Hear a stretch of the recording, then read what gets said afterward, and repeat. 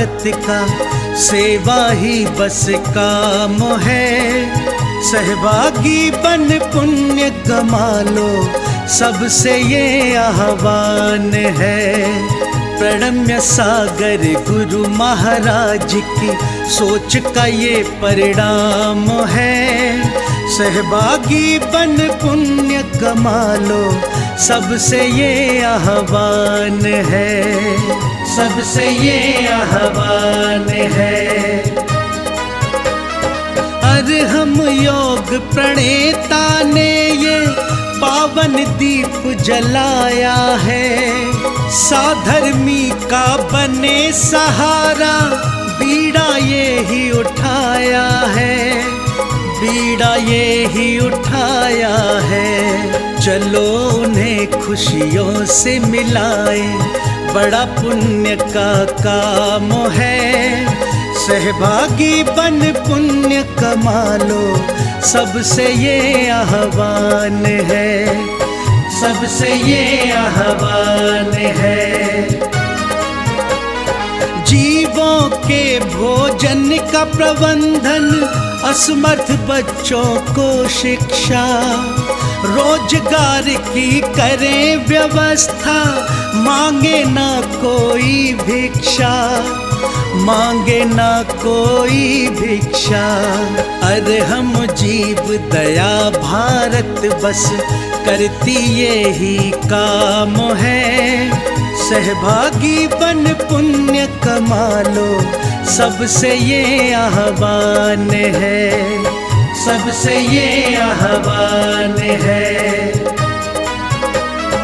गाय धरा पे रहे सुरक्षित, गौशाला है बनवाई, जीव जंतु की भोज व्यवस्था सुंदर रूप से करवाई, सुंदर रूप से करवाई। साधर्मी भूखा ना सोए, रखना सबका ध्यान है। सहभागी बन पुण्य कमा लो, सबसे ये आह्वान है, सबसे ये आह्वान है।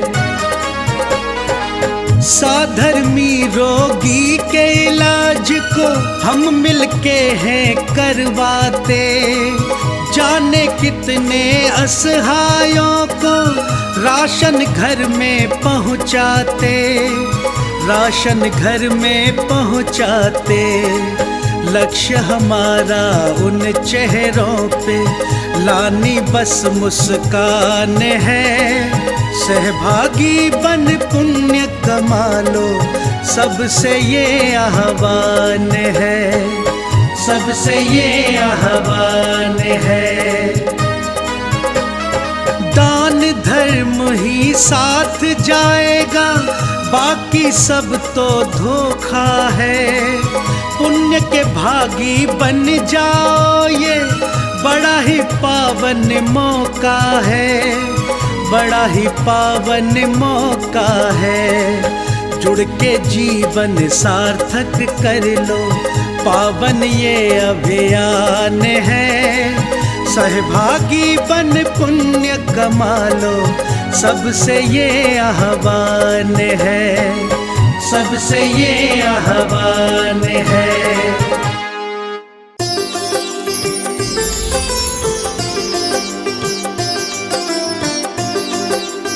जब वो कोई अपने कानूनों के शिकंजों में इस तरीके से अपने नियम बना करके उन आताताइयों को कसने लग जाते हैं और उनके ऊपर एक दबाव डालते हैं और उनके अंदर भी इस बात का एहसास कराते हैं कि अगर आप गलत करेंगे तो आपका भी अच्छा नहीं होगा, तो ये कहीं ना कहीं विधि व्यवस्था इसी को कहते हैं। तो ये विधि व्यवस्था की गई तो कुछ सुधार दिखता है ना।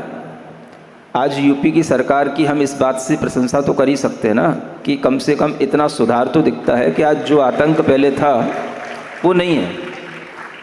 क्योंकि हम भी बाई बर्थ यूपी से ही थे तो हमें पता है कितना आतंक होता था। समझ आ रहा है ना। मोहल्ले गलियों में रहना मुश्किल होता था।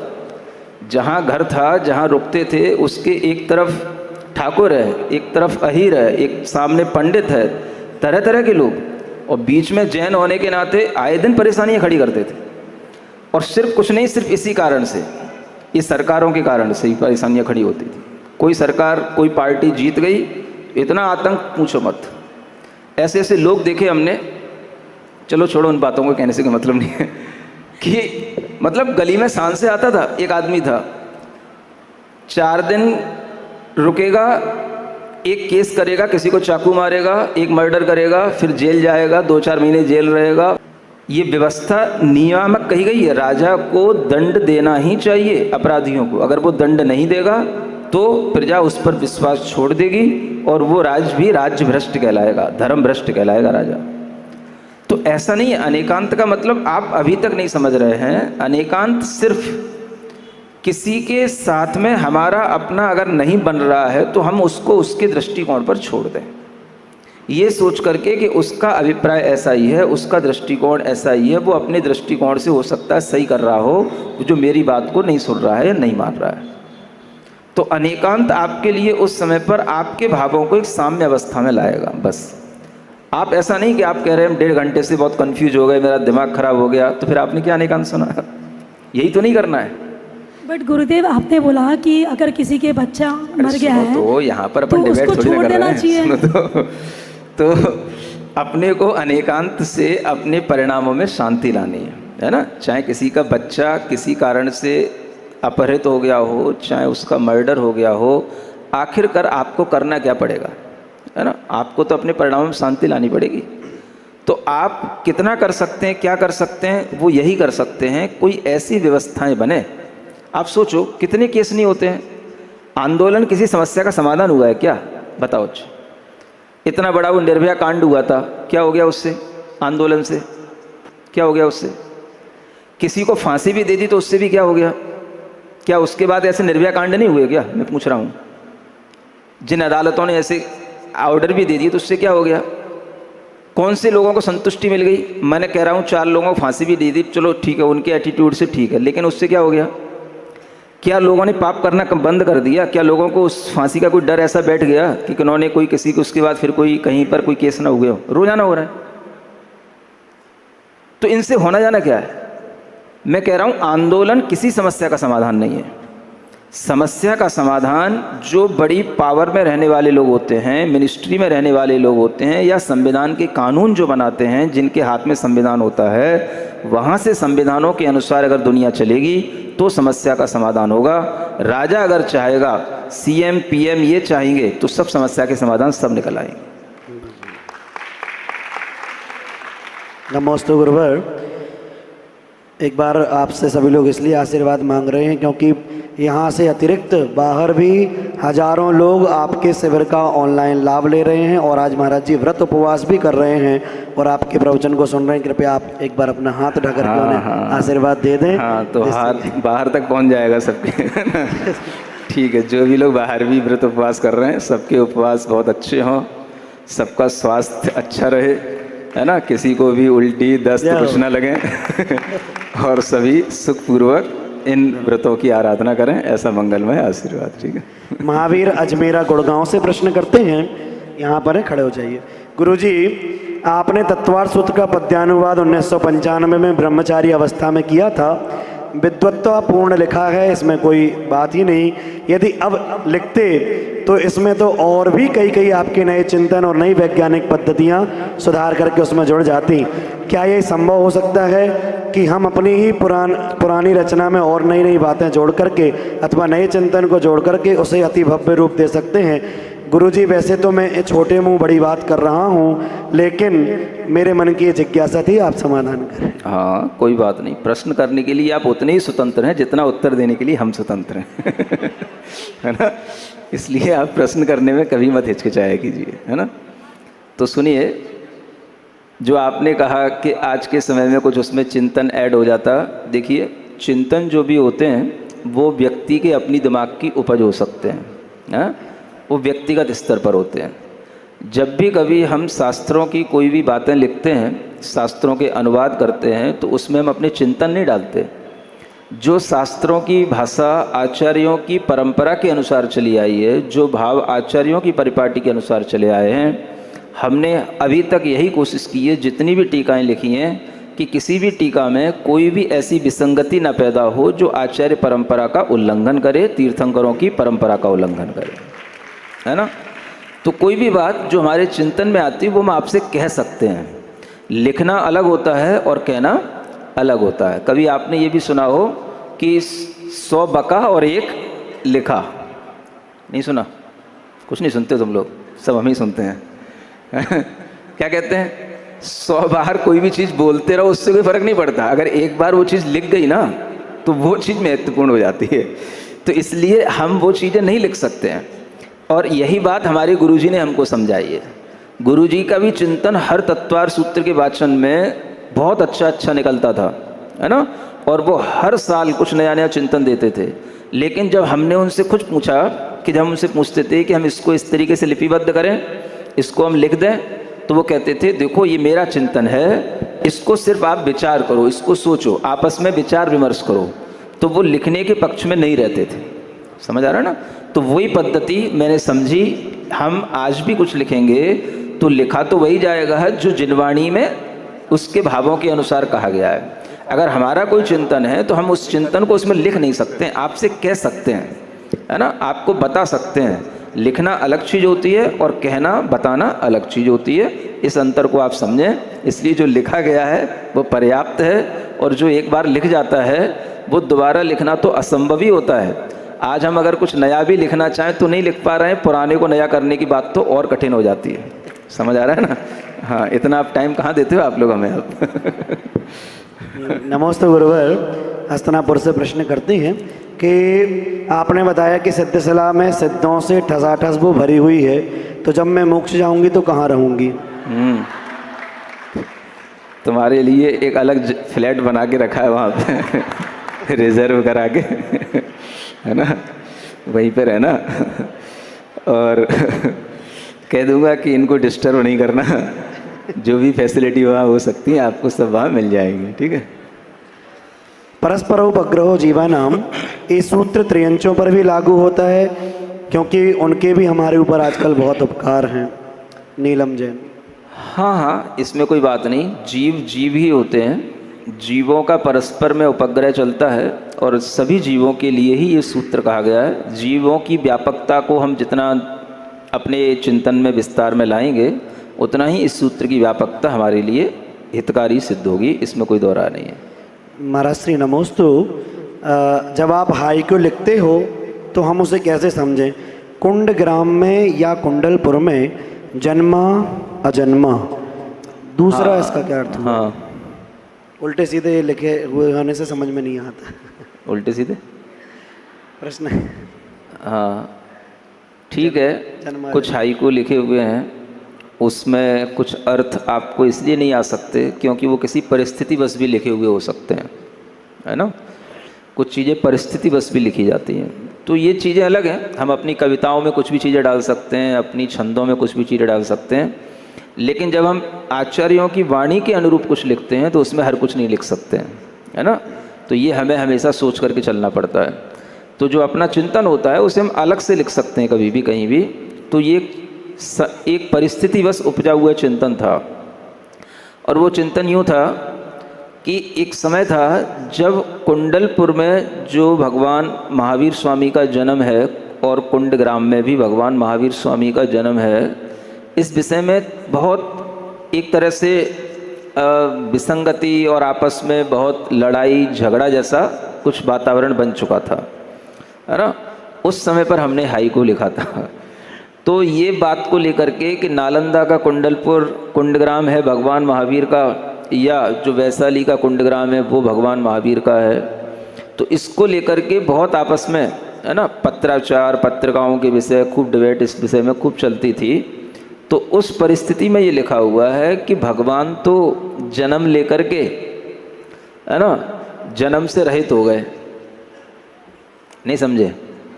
कुंडलपुर में या कुंडग्राम में जन्मा अजन्मा, हम उसके लिए लड़ रहे हैं जिसका कोई जन्म तो उसका जन्म से रहित होने के लिए हुआ था, जन्मा अजन्मा, और उसके लिए हम लड़ते बैठे हैं। तो उसके लिए लड़ने की क्या ज़रूरत है भाई? तीर्थंकर का जन्म हुआ था इतना ही हमारे लिए पर्याप्त होना चाहिए और उसके विषय में हमें इस तरह से लड़ाई झगड़ा करना उचित नहीं। इसलिए लिखा था जन्मा उसके कौन, जो अजन्मा, जिसका अब कभी जन्म नहीं होगा, वो कुंडलपुर में जन्मा कि कुंडग्राम में जन्मा, ये आप लोग खुद विचार कर लो।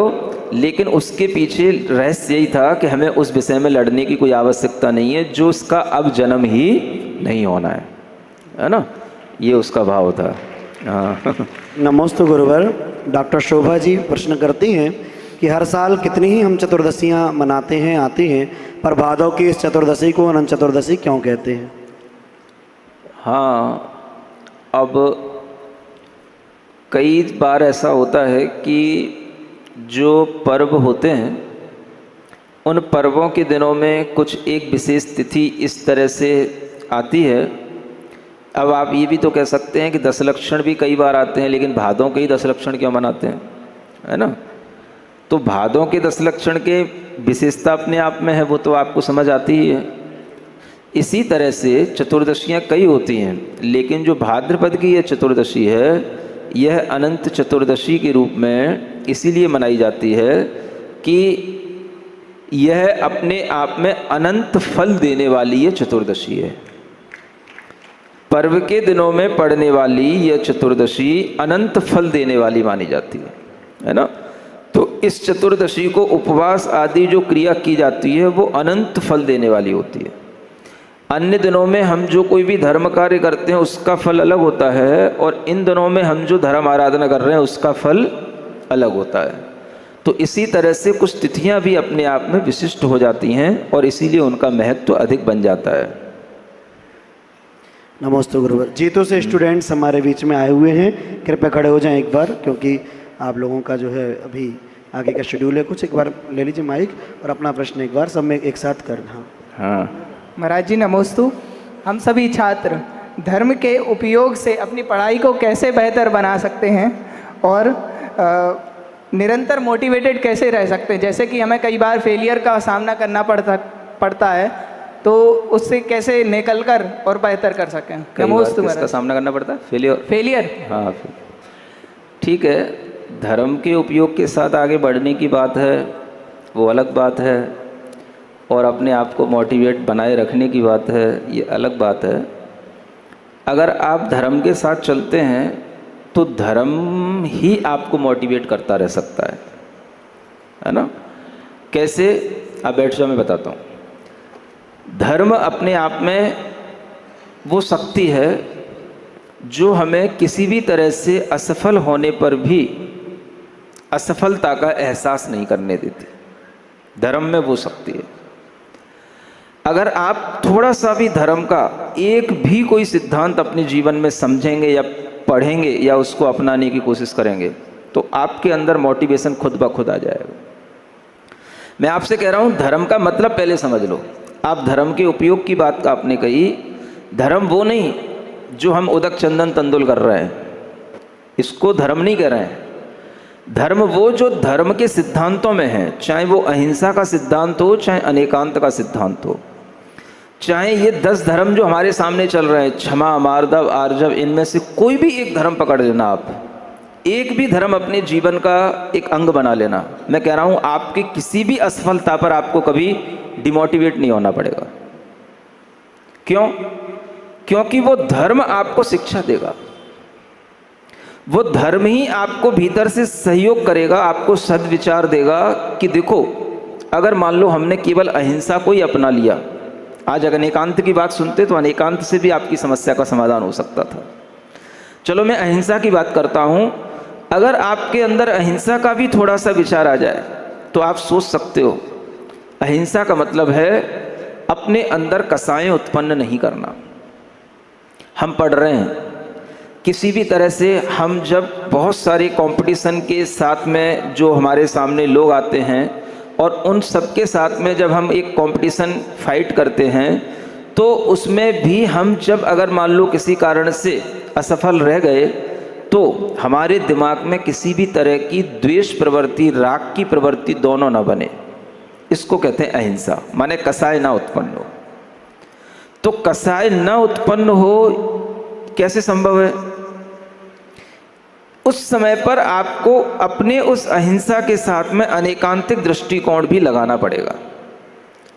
और उसी समय पर आपके लिए ये दृष्टिकोण काम आएगा कि हो सकता है कि हमारे लिए इस दिशा में भाग्य काम न कर रहा हो, हम किसी और दिशा में अगर अपना पुरुषार्थ करेंगे तो हमारा भाग्य काम करे। शायद इसीलिए हमें आगे बढ़ने से हमारा भाग्य हमको रोक रहा है। ये असफलता की बात नहीं है। दुनिया में करने के लिए एक ही काम नहीं होता है, और एक काम को कभी अपनी ज़िंदगी की चुनौती बनाना भी नहीं चाहिए। दुनिया में करने के लिए 20 काम होते हैं।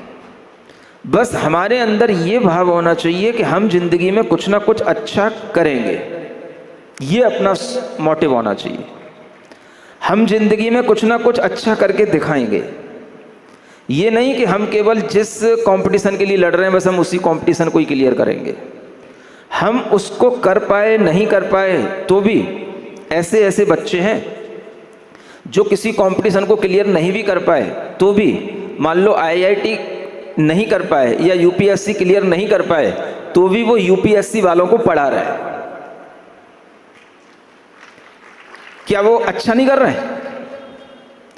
हमने अगर 5 साल किसी भी चीज़ में लगाया, 3 साल किसी भी चीज़ में मेहनत की, हमारे अंदर इतनी नॉलेज आ गई, एक्सपीरियंस भी आया, तो हम मान लो हम पास नहीं हुए, लेकिन ऐसे ऐसे लोग हैं जो खुद भी फेलियर होकर के भी 20 लड़कों को हर साल पास कराते हैं। मोटिवेशन इस बात से मिलता है। इसको कहते हैं अनेकांतिक दृष्टिकोण। तो केवल एक ही चीज़ नहीं होती है कि हम जिस मुद्दे को आपने सामने रखे हैं वो मुद्दा ही हमारे सामने सॉल्व होना चाहिए। हमें बस इतना भाव होना चाहिए, हम जिंदगी में कुछ ना कुछ अच्छा करेंगे, ये अपना मकसद बनाओ। सुन रहे हो? समझ में आ रहा है? हम अच्छा करेंगे। हो सकता है हम UPSC के थ्रू कर लें, नहीं है तो हम जो भी करेंगे हम अच्छा करके रहेंगे, कुछ ना कुछ हम अच्छा करेंगे। हमारी लाइन हमें खुद, हमारी अंतः प्रेरणा से हमें ज्ञात होगी। और अगर आप धर्म के साथ चलेंगे तो आपको अंतः प्रेरणा धर्म खुद देता रहेगा। ये मैं अपने अनुभव की बात बता रहा हूँ।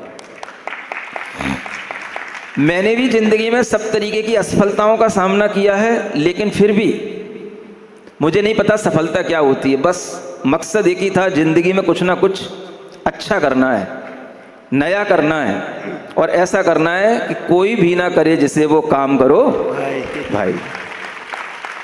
तो ये अंतर्गूंज की लाइन है, यूं नहीं है कि किसी के गाने सुन के लिख दी हो ये अपनी अंतर्गूंज है। समझ आ रहा है ना? मेरे अंदर की गूंज है। अगर आप केवल भजन ही पढ़ लोगे जो यहाँ पर कभी कोई गुनगुनाते हैं तो उसी से आपको मोटिवेशन मिलता रहेगा। तो काम वो करना है जो दूसरे न कर पाएं, ऐसी भी बहुत सारी चीज़ें हैं। और यही अंतः प्रेरणा अगर हमारी बनी रहती है तो हम उसी प्रेरणा से काम करते रहते हैं। मैंने अपने जीवन में जो कुछ भी लिखा, पढ़ा, किया, मैं कह सकता हूँ वो सिर्फ मेरी अंतः प्रेरणा में स्वतः आता था कि मुझे ये करना है, तो मैं कर लेता था। तो ये तब होता है जब हम धर्ममय उपयोग के साथ चल रहे होते हैं। तो इसलिए मैं कह रहा था धर्म बहुत बड़ी शक्ति है। आप कोई भी धर्म का एक पॉइंट, सिद्धांत अपने अंदर अपना लें। 10 धर्म हैं, इन 10 धर्मों में से किसी भी एक धर्म पर आप अपने सिद्धांत बना लें, अहिंसा को अपना सिद्धांत बना लें, अनेकांत पर अपनी दृष्टि डाल दें, आपके लिए वही धर्म काम में आएगा। उदक चंदन वाला धर्म काम में आए नहीं आए मैं नहीं कह सकता, लेकिन धर्म के जो सिद्धांत हैं उनमें से किसी भी सिद्धांत को अगर हम अपने जीवन में अपनाएंगे तो हमारे जीवन में हमेशा मोटिवेशन देंगे। कभी भी आपकी चेहरे को निराश नहीं होने देंगे, उदास नहीं होने देंगे। नमोस्तु गुरुवर। सब लोग नमोस्तु कर लें। और अगला प्रश्न है, पूछ लेने तो बच्चे आए। हाँ, पूछ लें। नमोस्तु महाराज जी। महाराज जी, मेरा प्रश्न है, how can I uphold the principles of Jainism by not compromising on my duty of being an IPS officer? Again repeat this. Maharaj ji, मेरा प्रश्न है, how can I uphold the principles of Jainism by not compromising on my duty of maintaining law and order by being an IPS officer? IPS officer के लिए तो देखो, ये तो तब होगा जब आप इस तरह की फील्ड में जब आप क्लियर कर जाएंगे, है ना। और उस समय पर आप किस तरह से जैनिज्म के इस प्रिंसिपल को आगे समझ सकते, कर सकते हैं, ये तभी समझ में आएगा जब हम वर्तमान में उस सिद्धांत को थोड़ा सा आगे होकर के पहले से जान करके रखेंगे, है ना। कोई भी चीज़ है, आज अगर हम उसका बीज डालते हैं तो उसके विकास की प्रक्रिया अपने आप शुरू हो जाती है।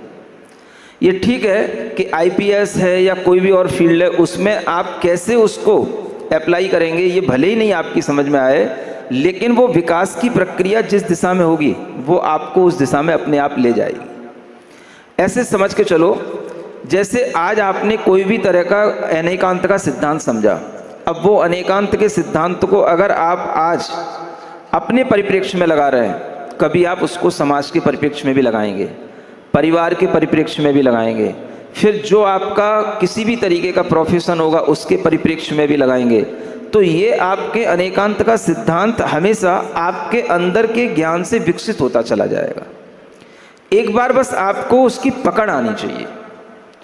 तो कोई भी चीज़ का कोई स्पेशल नियम तरीका नहीं होता है, हमारा ज्ञान ही उस चीज़ को अपने आप आगे बढ़ाने के लिए, विकसित करने के लिए कारण बन जाता है। इसलिए अपने अंदर जिस स्तर पर हम हैं उस स्तर पर हम अपने उस सिद्धांत को पहले अप्लाई करना कोशिश करते हैं, और फिर वो किसी भी स्तर पर वो सिद्धांत हमारे सामने आकर के हमारा काम करने लग जाएंगे। ये भी हमें अपने ध्यान में रखना चाहिए। बीज डालेंगे तो उसका विकास अपने आप होगा, क्योंकि बीज के बाद में जो जड़ें उत्पन्न होती हैं वो खुद ब खुद अपना रास्ता बना लेती हैं और वो विकास की प्रक्रिया शुरू हो जाती है।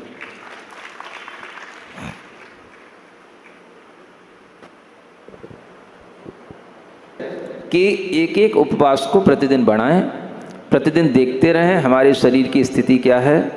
कम से कम हमारे शरीर में इस तरह से बैठने की स्थिति थोड़ी सी बनी रहे, है ना। अगर आप सही से बैठ पाते हैं, भले ही आधा घंटे से ज़्यादा नहीं बैठ पाते कोई बात नहीं, लेकिन आधा घंटे भी बैठ पाते हैं, फिर थोड़ा सा मान लो आपने कुछ विश्राम आदि कर लिया और बैठे रहते हैं, आपका पित्त नहीं भड़कता है, आपका जी नहीं मिचलाता है, उल्टियाँ नहीं होती हैं, रात में नींद आ जाती है, तो समझना चाहिए कि हमें ये उपवास बढ़ाते रहना है। ये केवल एक व्यक्ति के लिए नहीं जिन्होंने क्वेश्चन किया, सबके लिए है ना।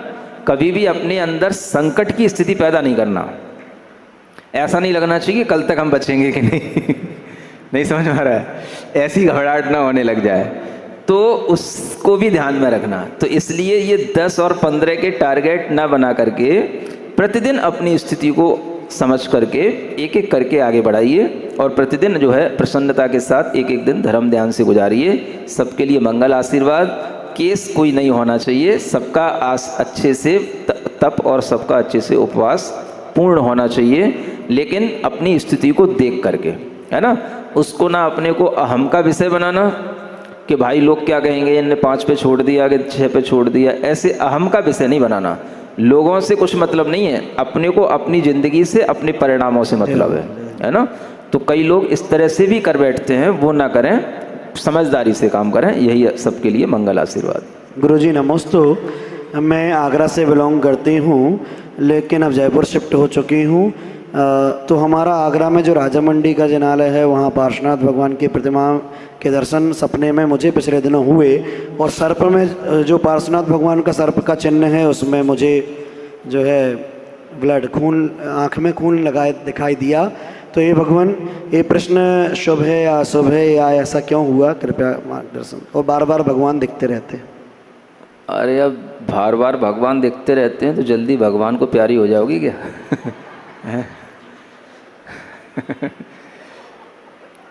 भगवान बार बार दिखने का मतलब क्या होता है? भगवान की मूर्ति दिखती है कि भगवान का अरिहंत अवस्था में दर्शन होता है। भगवान दिखने का मतलब क्या होता है? अगर अपने को मूर्ति दिखती है तो मूर्ति भी शुभ होती है, और अरिहंत अवस्था में तो कोई भगवान का दर्शन आपको हो नहीं सकता। अगर ऐसा हो जाए तब तो फिर आपका बहुत निकट भविष्य बहुत अच्छा माना जाएगा। आप भव्य से भी आसन्न भव्य जीव कहलाएंगे। सर्प, है ना, सर्प के फण में से खून दिखता है। हाँ, खून उनसे कोई फर्क नहीं पड़ता। भगवान अपने को अच्छे दिखने चाहिए, सर्प अर्प से कोई फर्क नहीं पड़ता। वो सारे सर्प अर्प के जो भी अशुभ हैं वो सब भगवान दूर कर देंगे, है ना। हाँ, नमस्ते गुरुवर। महाराज जी, सिद्ध परमेष्टि में उत्पाद व द्रव्य कैसे घटित होता है? अरुणा जैन, डोंबिवली, मुंबई से। अब कैसे तो क्या होता है, ये द्रव्य का स्वभाव है। अगर मैं आपसे कहूँ ये पेंसिल है, अब इस पेंसिल में उत्पाद व्यय द्रव्य चल रहा है। इस प्रश्न का उत्तर हमने पंचास्तिकाय में दिया था, आपने सुना नहीं शायद। पंचास्तिकाय का वह स्वाध्याय सबके पास पहुंच नहीं पाता। मैं कहता हूँ ये आपका प्रश्न ही गलत है। सुन रहे हो, ये लोग हाईलाइट करते नहीं हैं। उत्पाद व्यय द्रव्य कैसे होता है, ये प्रश्न ही आपका गलत है। क्या सुना है ना, यही बताया था ना पंचास्तिकाय के स्वाध्याय में। कैसा का कोई उत्तर नहीं होता है, और कैसे कहना ये अपने आप में गलत होता है। क्यों होता है ये पूछना चाहिए। कैसे का कोई उदाहरण अगर हम देंगे तो आपको कभी नहीं समझ में आएगा। अगर हम कैसे का उत्तर कैसे देंगे, जैसे, और जैसे हम देंगे तो वो जैसा किस में दिखाएंगे। मान लो हम पेंसिल में दिखा रहे हैं जैसे, तो पेंसिल कहोगे आप, पेंसिल तो मूर्तिक है, वो तो अमूर्तिक है, तो हमारा समझाना आपके लिए बेकार हो जाएगा। तो ये प्रश्न ही आपका गलत है, कैसे होता है। दुनिया में मैं हर बार यही प्रश्न सैकड़ों बार सुन चुका हूँ, और मैं उन सब जैनियों से कह रहा हूँ कि इस प्रश्न को करना बंद कर दें। ये कैसे होता है, ये प्रश्न ही किसी का चुराया हुआ प्रश्न है, जिन्हें सिर्फ किसी दूसरे को सुनकर के बोलना आ रहा है। ये प्रश्न ही गलत है, क्योंकि कैसे का मतलब हम जैसा बताएंगे और जैसे का फिर तैसा होगा, तो वो किसी के बराबर कुछ नहीं होता है। सिद्धों के उत्पाद व्यय को द्रव्य को बताने के लिए हम आपको कौन सा उदाहरण देंगे, तो सिद्धों का ही दे सकते हैं। और किसी का देंगे तो आप कहोगे वैसा तो है ही नहीं है सिद्धों में, वैसा आप कहोगे पेंसिल में तो समझ में आता है, सिद्धों में कैसे होगा, फिर आपका प्रश्न भी खड़ा रहेगा। तो इसलिए कह रहा हूँ कुछ प्रश्न गलत होते हैं, और उन गलत प्रश्नों के कोई भी उत्तर देगा कभी समाधान नहीं मिलेगा। और हमें लगता है कि इस प्रश्न के उत्तर अनेक साधुओं ने दिए होंगे, न तब समाधान हुआ न आज होगा। और कुछ प्रश्न ऐसे होते हैं जो हर साधु से पूछे जाते हैं, और कुछ लोगों का काम ही होता है कि हर साधु से वही एक प्रश्न छेड़ते रहना। तो आज के बाद ये प्रश्न ही बंद कर देना, जो भी लोग सुन रहे हैं मेरी बात समझ आ रहा है ना। उत्पाद व्यय द्रव्य कैसे होता है, this question is wrong question. तो कुछ बातें ऐसी होती हैं जो बेवजह की, बेअक्ली की होती हैं, जिनका कोई उत्तर होता ही नहीं है। ये उसी तरह के प्रश्न है। तो क्यों कहोगे तो मैं बताऊंगा, कैसे का कोई उत्तर नहीं होता, क्योंकि जिनके बारे में हम पूछ रहे हैं उनका कोई उदाहरण होगा तो कैसे का जैसे आएगा ना। आप सोचो ना, कैसे का उत्तर क्या होगा, जैसे या तैसे। और जैसे ही हम जैसे तैसे कहेंगे तो आप कहोगे ये तो इसमें हो रहा है, ये तो पुद्गल का है, आप तो सिद्ध का बताओ, वो तो चेतन है। बस बात फिर वहीं खत्म हो गई। तो पहले आप अच्छे से प्रश्न करना सीख लो, तब हम अच्छे से उत्तर देंगे, ठीक है ना। ऑनलाइन प्रश्न करते हैं सरिता जी गांधीनगर इंदौर से कि हे गुरुवर, जीवन में हम भाषा समिति का पालन कैसे कर पावे। अब देखिए, घर पे रह के भाषा समिति का पालन करना बहुत कठिन काम होता है ना।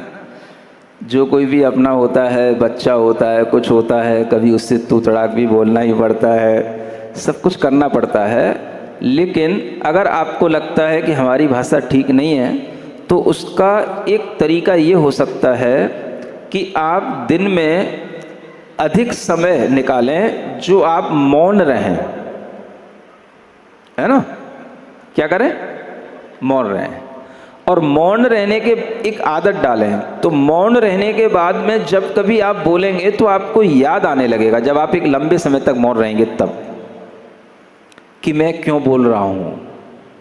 ये याद कब आएगी, जब आप पहले मौन रह चुके हों। समझ आ रहा है ना। और अगर आपको ऐसा मौन रहना नहीं आता हो, तो जब हमारे यहाँ स्वात्म साधना शिविर लगता है, जब 5 दिन का मौन रखते हैं, तब उसमें आ जाना। फिर देखना आप 5 दिन के बाद आपकी भाषा समिति तो ठीक है, बोलने की इच्छा भी पैदा नहीं होगी।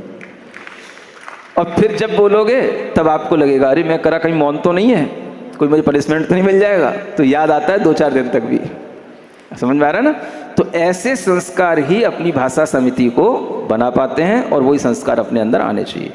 अभिषेक जी दिल्ली से ऑनलाइन प्रश्न करते हैं, गुरुजी मुझे अभी भी ये बिल्कुल समझ में नहीं आ रहा कि ढाई द्वीप को इतने बड़े जो समुद्र घेरे हुए हैं, वहाँ से एक प्रदेश से कितने सिद्ध हो गए, क्योंकि इतने बड़े एरिया में बहुत सा खाली स्थान भी रहा होगा जहाँ पर तपस्वी मुनि नहीं हुए होंगे, तो वहाँ से कैसे मोक्ष जा सकते हैं, कृपया समाधान करें। पहले आप वो खाली स्थान मुझे मार्क करके बता देना, फिर मैं आपको बता दूंगा कि वहाँ से कैसे पहुँचा जाता है, वो है ना, वहाँ तक पहुँचने की रास्ता मैं बता दूंगा, ठीक है ना, और मोक्ष भी मैं करा के दिखा दूंगा वहाँ से, खाली स्थान बता।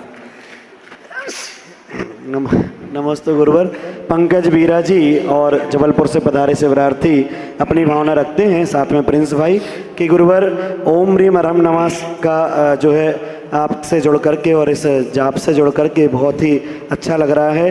कृपया इसमें श्रद्धान बढ़ सके, इसलिए इसमें थोड़ा सा हमें और विस्तार से ओम ह्रीम अरहम नमः का जो है। हाँ, हम तो केवल ओम अरहम नमः ही बताते हैं, ह्रीम तो आपने अपनी तरफ से जोड़ लिया है ना। तो उसका आप लोग जैसे हम ध्यान करवाते हैं, शायद अभी हम नहीं करवा पाए आप लोगों के समक्ष, सब जबलपुर वाले हैं क्या? हाँ, 5 लोग। अच्छा, तो इसका ध्यान भी करते हैं, ओम का भी और अरहम का भी, है ना। थोड़ा बहुत होगा तो सुबह की प्रैक्टिस में लाने की कोशिश करूँगा, तो उसी में बता दूँगा। गुरुजी नमोस्तु। स्निग्ध और रुक्षत्वाद को समझाने का प्रयास। चलो, अब काफ़ी टाइम हो गया।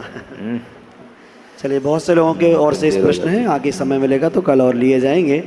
इन्हीं भावनाओं के साथ आज के इस क्रम को यहीं पर पूर्णता देते हुए बोलो आचार्य भगवंत गुरु और विद्यासागर जी महामुनि राज की। हम सभी महाराज जी दो पंक्तियां सब सुनना चाहते हैं। हाँ, हो गया। अच्छा, अस्त हो रहे। हाँ, पढ़िए। ओम अरहम ओम अरहम ओम अरहम बोल। ओम अरहम ओम अरहम ओम अरहम बोल। सभी कार्य की सिद्धि से तू इसको बोल। ओम अरहम नमः ओम अरहम नमः ओम अरहम नमः ओम अरहम नमः। अस्त हो रहे ज्ञान सूर्य ने सोचा था एक दिन की शाम। अस्त हो रहे ज्ञान सूर्य ने सोचा था एक दिन की शाम। मेरे ढल जाने के बाद कौन करेगा मेरा काम। अस्त हो रहे ज्ञान सूर्य ने सोचा था एक दिन की शाम। ओम अरहम नमः ओम अरहम नमः ओम अरहम नमः ओम ओम अरहम नमः ओम अरहम नमः ओम अरहम नमः ओम अरहम नमः। हर दिशा आशा बनी फैली हुई आकाश तक। तोड़ लाऊंगा सितारे यह यकीन था आज तक। पर वहीं से लौटते राही के चेहरे पे सिकन देख कर मुझको लगा कि जिंदगी जिंदा कहाँ है।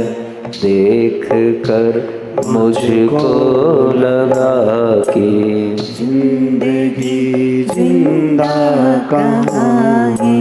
ओम अरहम नमः ओम अरहम नमः ओम अरहम तालियों के साथ। ओम अरहम नमः ओम अरहम नमः ओम अरहम नमः ओम अरहम नमः ओम अरहम नमः।